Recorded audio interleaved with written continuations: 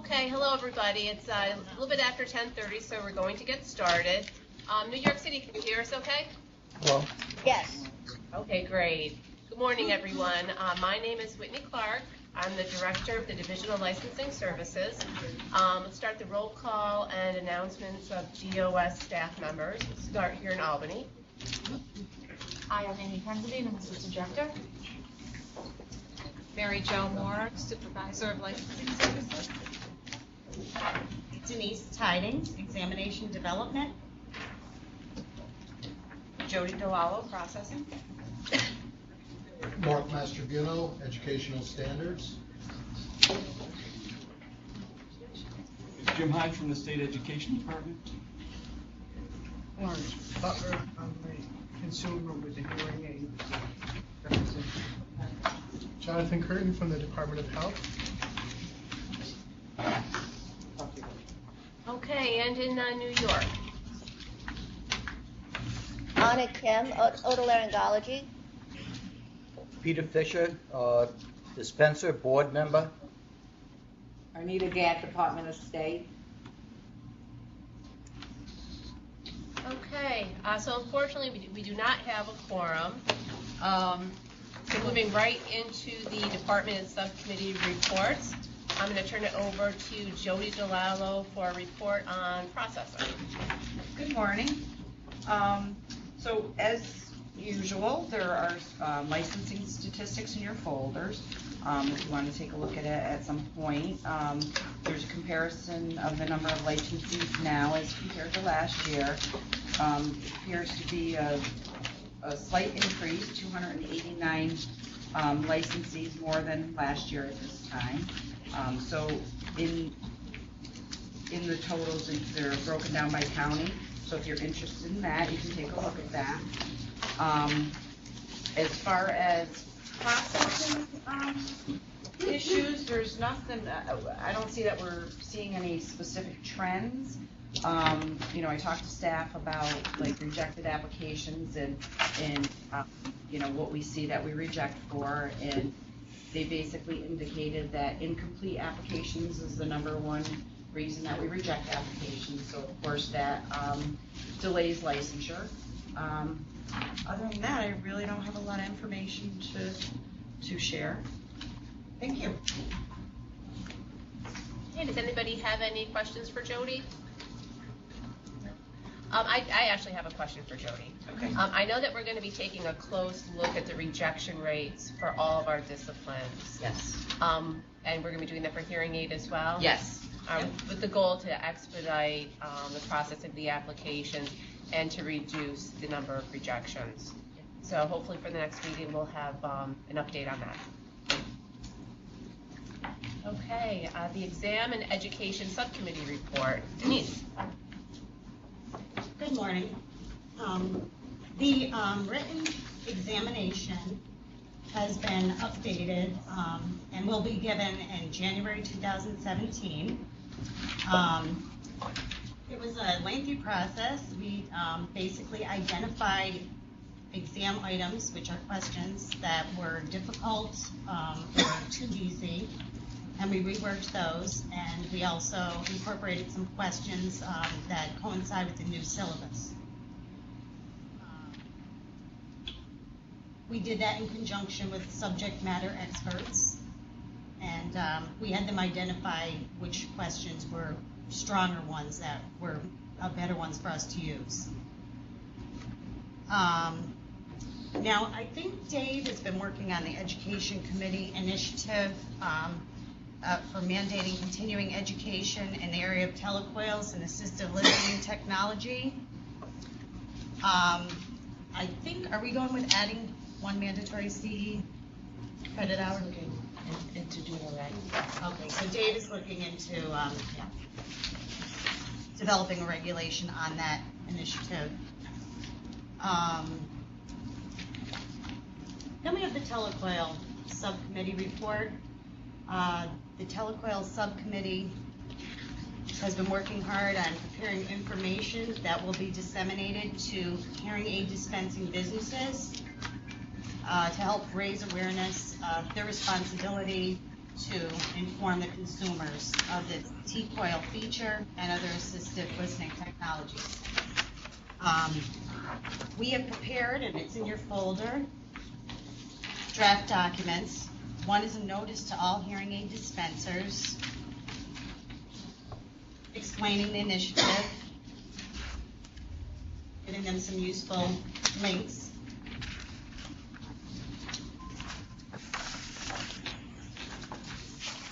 And then we have a sign that we would like to disseminate with that notice. And what's been added on there is a section that explains that the state law requires that the consumer be informed of the benefits of the telecoil.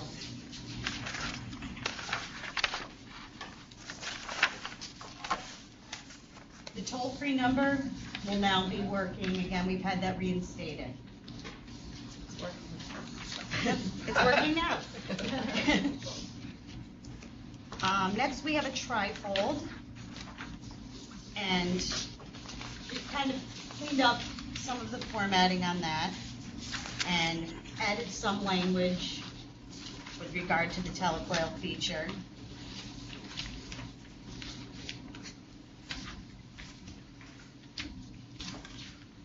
If that's acceptable. It is our intention to send out the notice with the sign and the trifold brochure. Thank you, Denise. On behalf of the division, I'd like to really thank Denise and the members of the Telecoil Subcommittee. I know a lot of hard work went into this. I think the material looks great. I'm going to open it up to the board if you have any questions or comments about the material. Yeah, I have some questions. This is Peter Fisher. I was Yes, wondering Peter. if the CE credit that's being considered is going to be mandatory for all dispensers, and if it's going to eliminate 1 hour of the requirements on infection control. Denise, do you know if David's made any determination on that? I don't. The last that I've heard was that, I don't. The last bit of information that I have here was that they were leaning towards adding 1 mandatory C credit or hour in telecoil assistive technology by reducing the infection control from 2 credit hours to 1 and retaining the elective credit hour.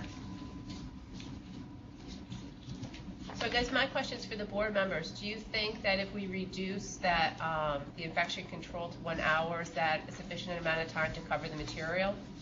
I think infection control is very important, but I think it can be covered in 1 hour. And the T-coil is important. I could not hear at this meeting. We did not. I used my T-coil to hear everyone here. It is very important. What's the current time spent on infection?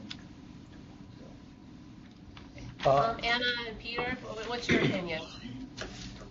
I do believe that the importance of T-coils could be addressed in about 10 minutes, and that it could be part of the current requirement for federal and state laws, and it, that particular CEU could just be enhanced so that T-coils would be covered to a greater degree.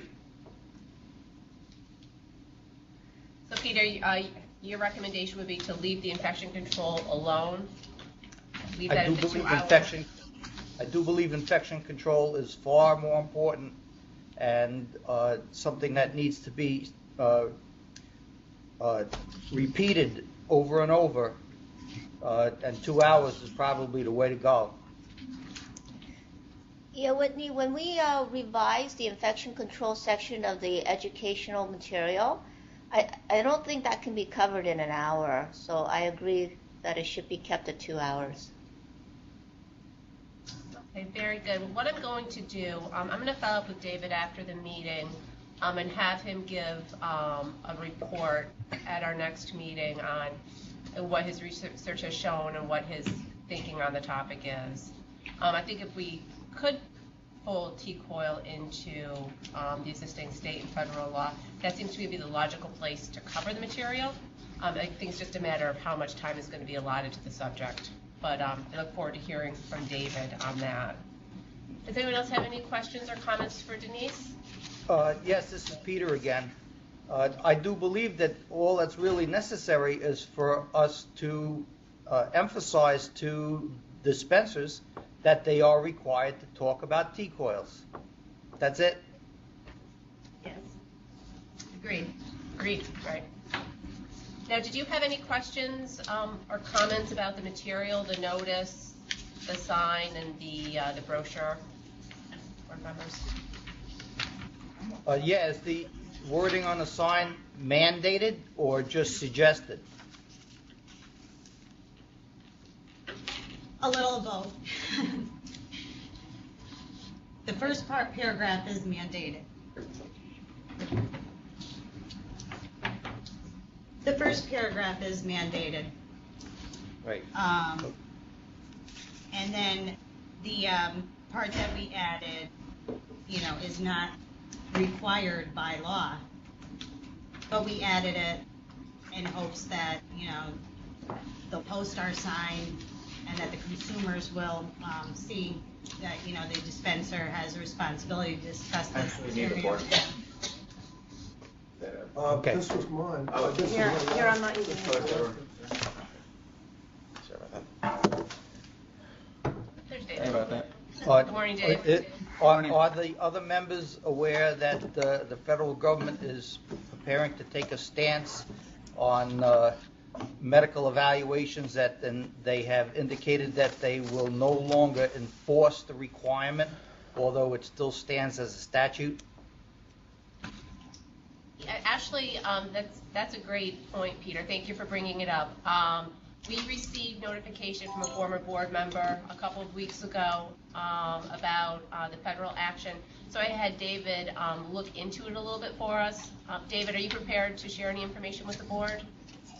I have some information. So the guidance that the FDA released said that they're considering basically a stance of non-enforcement.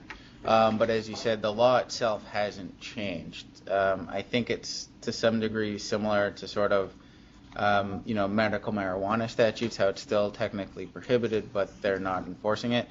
Because our state law focuses on what federal law or other applicable laws say, it really doesn't affect too much our how the department views or how the department will enforce it, because our law says basically what is prohibited or authorized under federal law. It's technically still not authorized under federal law. Their guidance says, in fact, that they're considering doing a regulatory change that would authorize it completely, but absent that, it's really not going to have too much impact.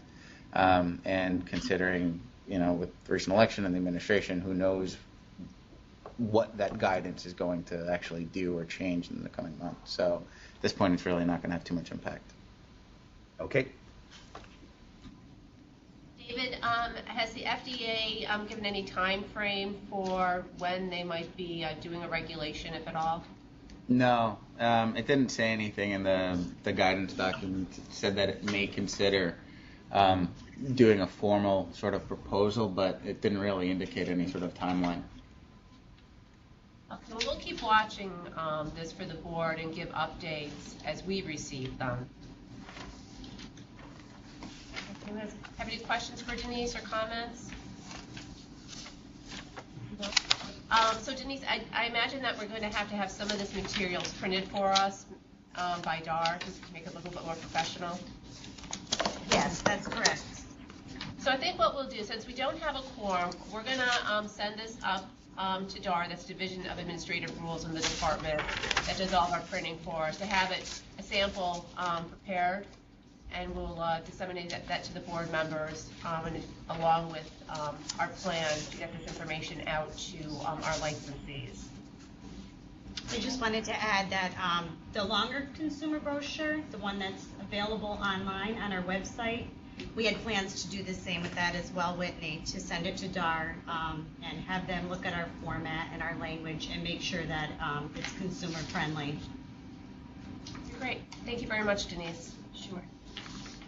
So the next topic, action items, we're unfortunately going to have to pass on since we don't have a quorum to approve the meeting minutes. Items of new business.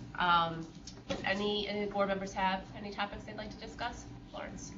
I'm just curious, when you mentioned about the regulation, where is that coming from? The FDA regulation, Yep. that's coming from the federal government. Okay. Because there has been just recently a report by the National Academy of Science, Medicine, and Engineering, and they had 11 recommendations, and one of them was what you just spoke about. Okay. I have copies of it, and I That'd be can great. show it to you afterwards. Yeah, that'd be great. If you could share that information with us, and we'll get that out to the other board members as well. It's an over 300-page report, but I have a 4-page summary. Okay. Summary would be Much more great. Thank you. readable.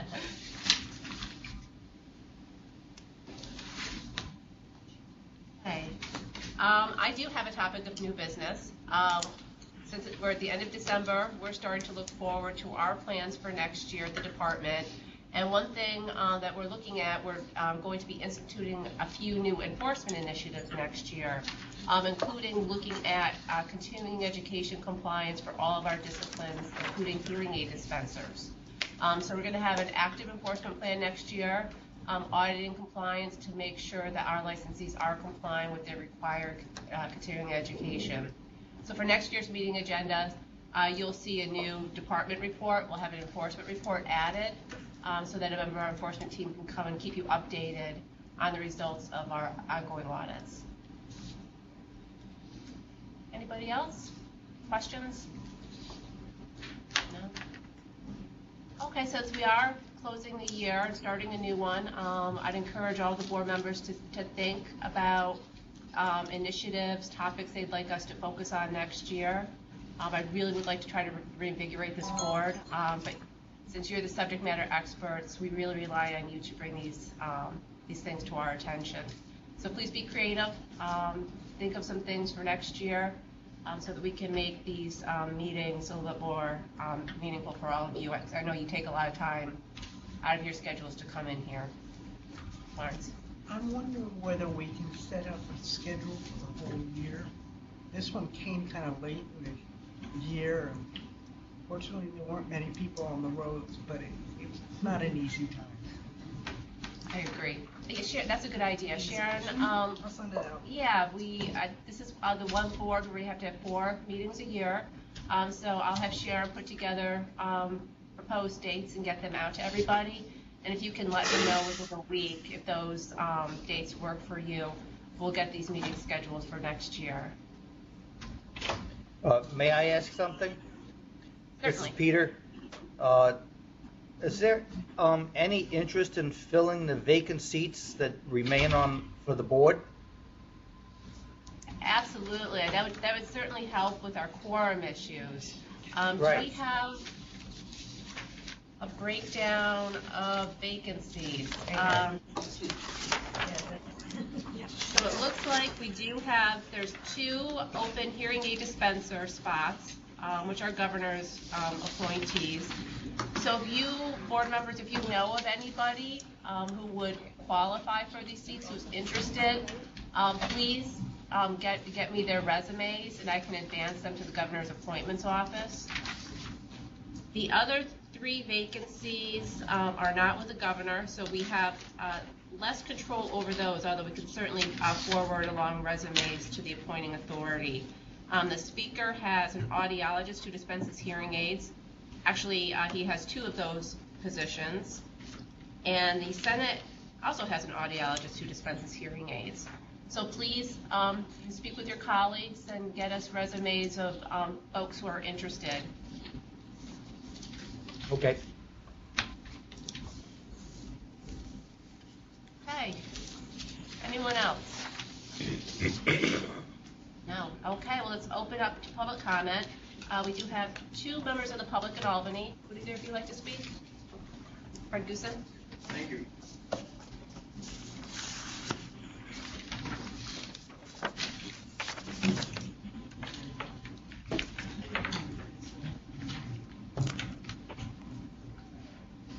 Good morning. I thank you. I'm Fred Goosen, Executive Director of the Hearing Healthcare Alliance of New York, and also speaking as a representative of the International Hearing Society and the National Board of Certification in Hearing Instrument Sciences. Very quickly, regarding that last point of vacancies, I think the count is incorrect. I think if you look where there are 3 missing dispensers. Correct? 2 gubernatorial appointments, and I believe in 1 speaker appointment. Because we only have 1 appointed dispenser. In other words, we only have 1 voice representing the profession that we are regulating. I'll have to check the statute, Fred. I'm basing this off of the sheet I have in my folder, but I'll look into that. Please do, yes. We're missing 3 because we only have Peter. He's the only hearing aid dispenser on the board. But appreciate that. Appreciate your help on that because we would like to submit some ideas and appreciate that as well. I also, once again, I thank Mark for his help. Poor guy gets bad. Look, he's bald. He used to have hair before he started this. Secondly, regarding telecoil training for hearing aid dispensers, I agree with the suggestion that the training be mandated and included within the 1 CEU hour required for New York State law and regulations.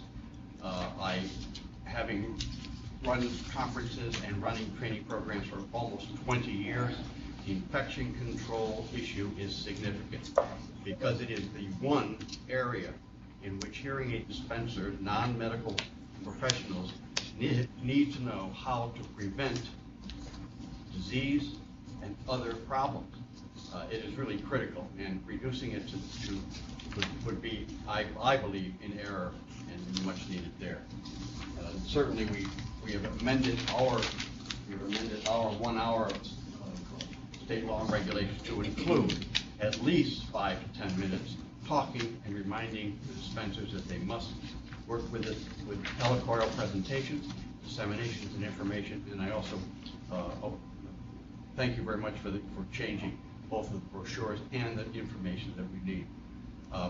The FDA proposed action that's coming up is strongly opposed by the Hearing Healthcare Alliance of New York. We do feel that referrals and referral guidance is needed for us as we are testing and working with people. After all, we are non-medical professionals. We cannot diagnose, nor can audiologists diagnose problems. However, we can identify indicators of the possible existence of problems. And the 8 red flags are very useful in protecting the consumer in that issue. That is one of our major oppositions to over-the-counter hearing aids or mail-order hearing aids. No one knows what the cause is, what the needs are of the individuals. It's a blind test.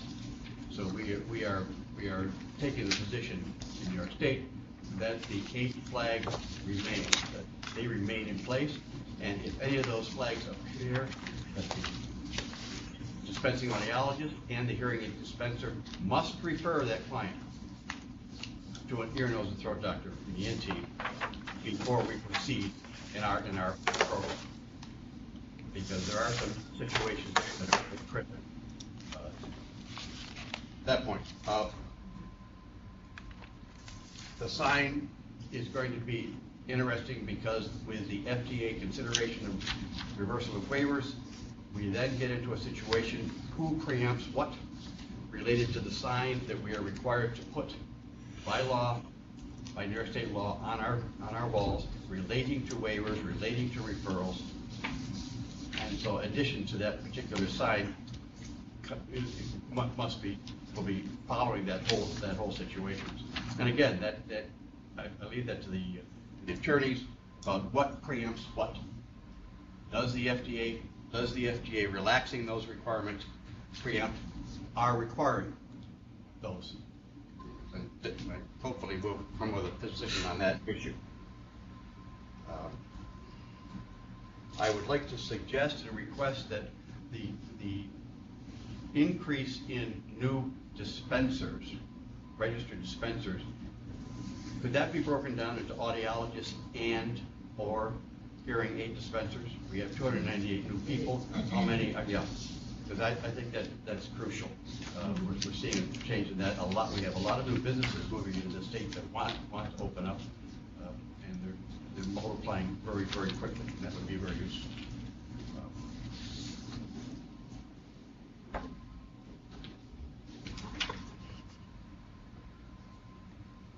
That's all for me at this issue, I believe, at this time, but I thank you all for your brief, and I look forward to working with you. I would like to suggest at some point that we sit and talk about out-of-state people moving into the state, and maybe I would prefer you help me volunteer to work with you on coming up with a basic set of requirements that can be required and also easily ascertained when a person has been practicing for 10 or 15 years in other states with has 2,000 hours of CEUs and so on and so forth. But the law left it very vague in that issue. It says the secretary may do X, Y, Z. It does not say shall, it says may. And so I think that does leave it up to the board to come up with a form, because I'm one of the first guys that gets a phone call. How do I do it? Where do I go? What do I do? And I say, come. Mark. That's probably where his hair went. But All right. Thank you very much. Thank you, Fred. Well, yeah, I think that's an interesting project. Let's get a subcommittee together. Fred, since you volunteered, thank you very much. Yes. Certainly. Mark, you'll help out. Yes, absolutely. Yeah, David, you can be available to answer any legal questions that may arise. Any board members interested in helping out? Well, since we only have 3 of you here, I won't put you on the spot. We'll reach out to all the board members and see if anyone else would like to help out. And we'll get the subcommittee going and have a report ready for our next board meeting. Any members of the public in New York City? Hi, Whitney, we have one. Okay, go ahead. I think it's important that there be a representative of the consumer interest on that panel, whether it's myself or someone of your choice. That's your decision, but I would be glad to serve in that capacity if that requested. Okay, very good. Thank you. Is that Peter? Jerry. That's Jerry. That's Jerry. Okay, Jerry, you're on. Thank you very much. You're welcome, I think. All right. Fred, I'll be Any happy other- to work with you. Thank you.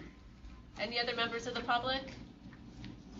I also would be interested. Oh, Florence? Okay, Florence will help out as well? Great, thank you, everybody.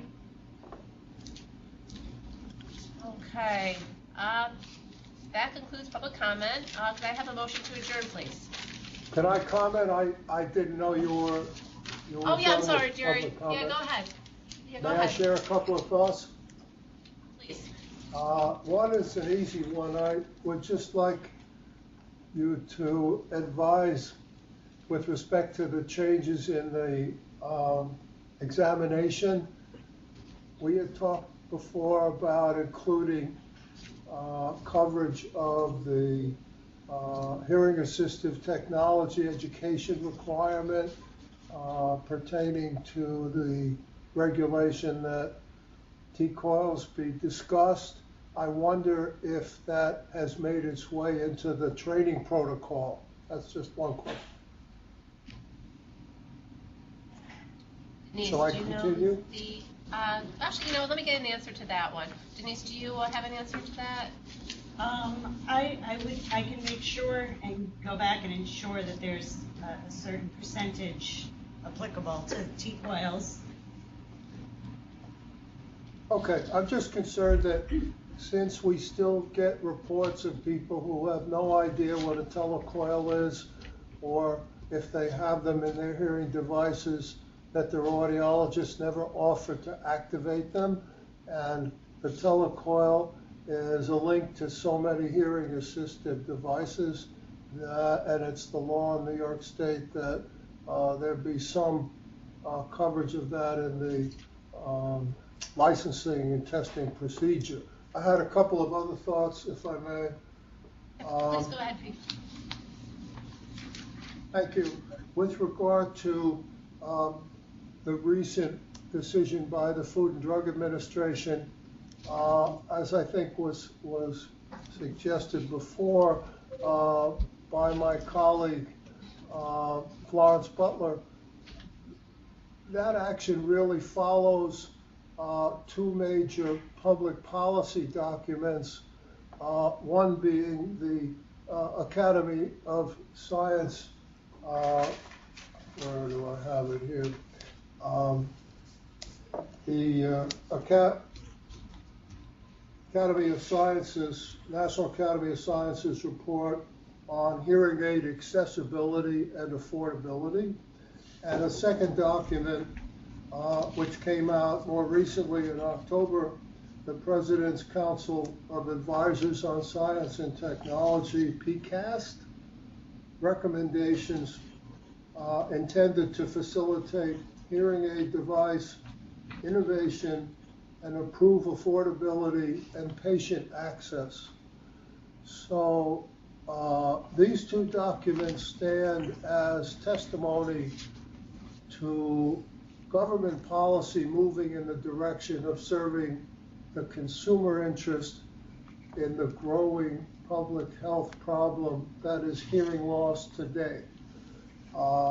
In the FDA's announcement, they referred to 30 million people with hearing loss, only 1 in 5 of whom could benefit from hearing aid intervention.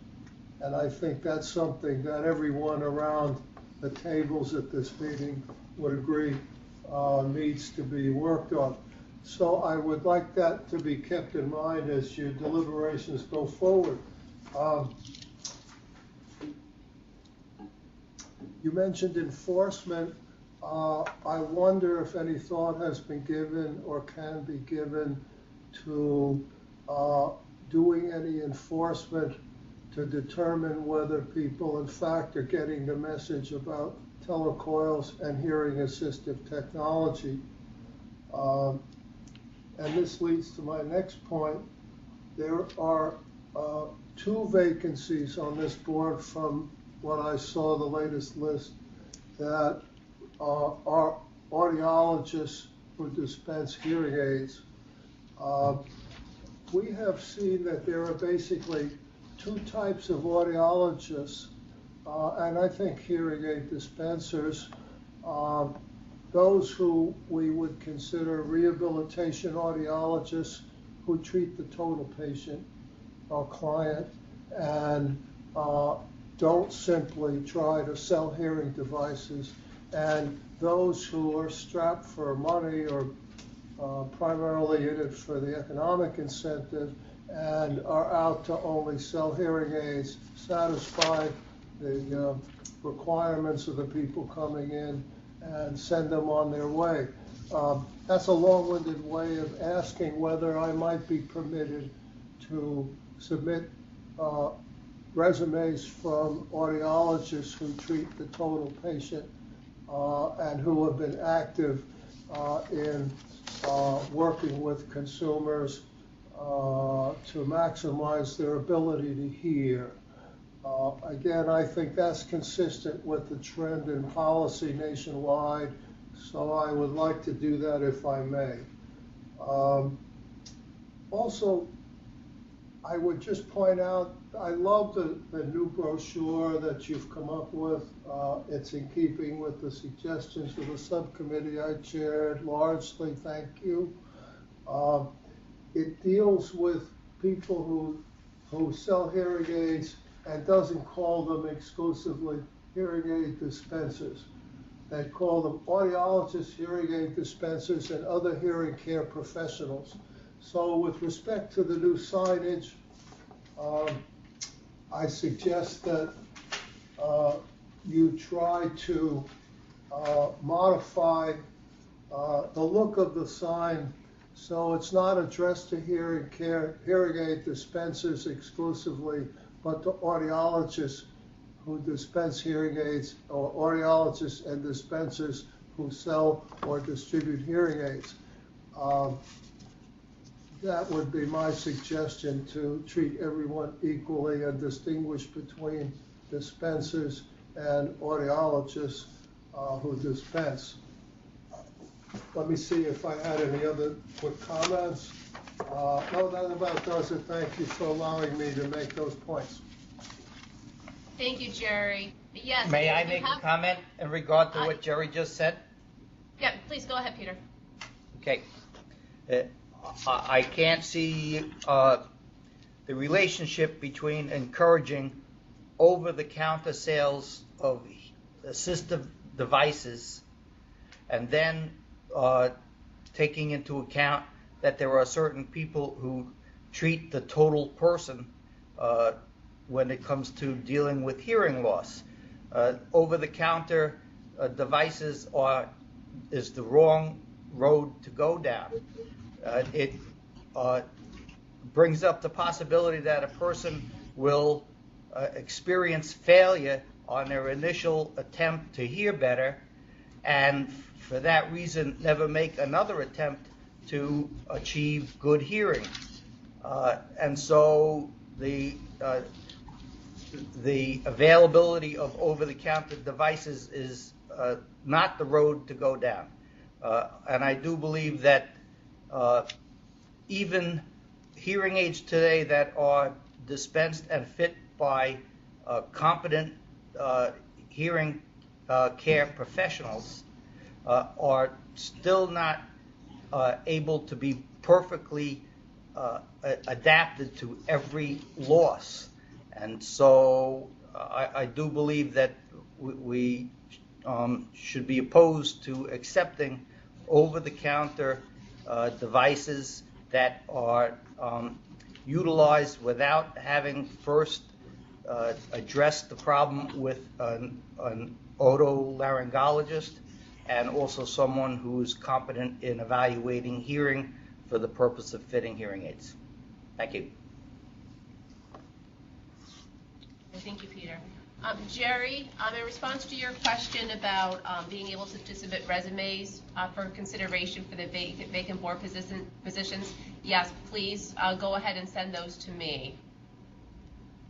We'd be happy to consider them and forward them to the appointing authorities. Okay. Anyone else have any comments or questions? Nope. Can I have a motion to adjourn, please? Second. Second? In favor? Yes. Favor. Thank you, everybody. Meeting's